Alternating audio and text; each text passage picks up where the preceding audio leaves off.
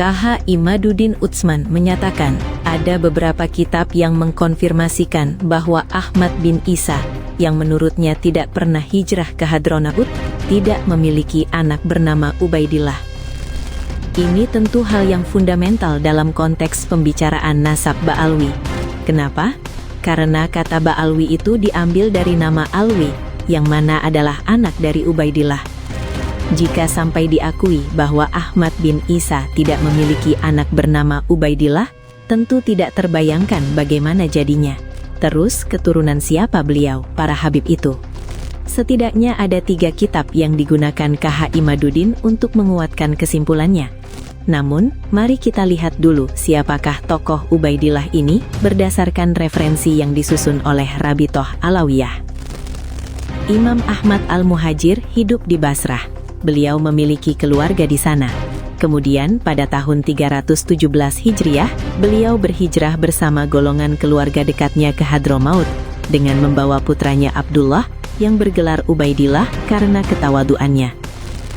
Dari Abdullah inilah cikal bakal keluarga Ba'alawi berasal.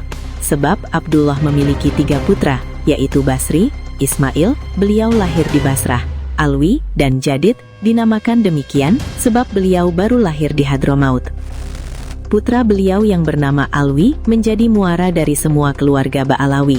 Ba'alawi bermakna keturunan Alawi, yakni keturunan Alwi bin Ubaidillah bin Ahmad bin Isa bin Muhammad bin Ali Al-Uraidi bin Ja'far As-Shadiq bin Muhammad Al-Bakir bin Ali Zainal Abidin bin Husain yang merupakan putra dari pasangan Imam Ali bin Abi Thalib dan Sayyidah Fatimah binti Rasulullah Muhammad.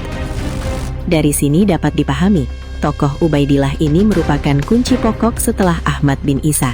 Jika Ahmad bin Isa sudah disimpulkan oleh Kiai Imad tidak pernah hijrah ke Hadramaut, maka kali ini Ubaidillah yang diakui Ba'alwi sebagai cikal bakal keluarganya juga disimpulkan tidak ada.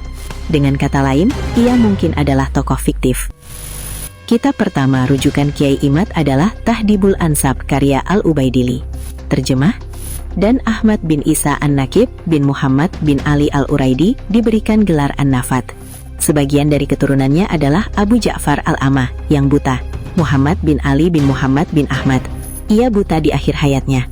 Ia pergi ke Basrah, menetap dan wafat di sana. Dan ia mempunyai anak. Saudaranya di Al-Jabal, gunung, juga mempunyai anak.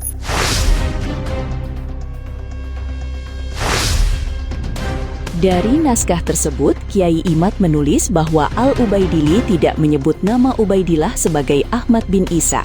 Ia hanya menyebutkan satu anak dari Ahmad bin Isa, yaitu Muhammad. Kesimpulan Kiai Imad bahwa Al-Ubaidili, penulis kitab Tahdibul Ansab, dan Alwi, anak dari Ubaidillah yang ia ragukan kebenarannya itu, hidup satu masa.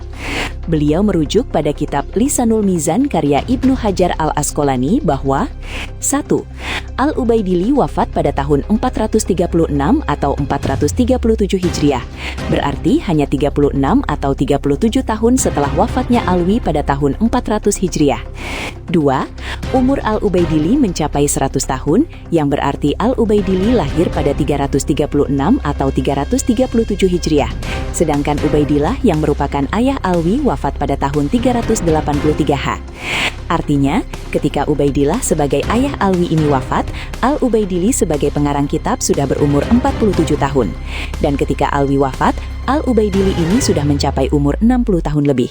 Tentunya pengetahuan dan kebijaksanaannya sudah mencapai derajat sikoh terpercaya.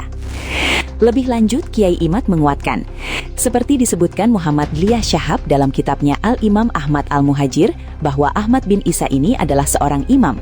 Jika benar seorang demikian, tentunya ia akan dikenal khalayak ramai, bukan hanya pribadinya tapi juga anak-anak dan cucu-cucunya saja yang mengenalnya.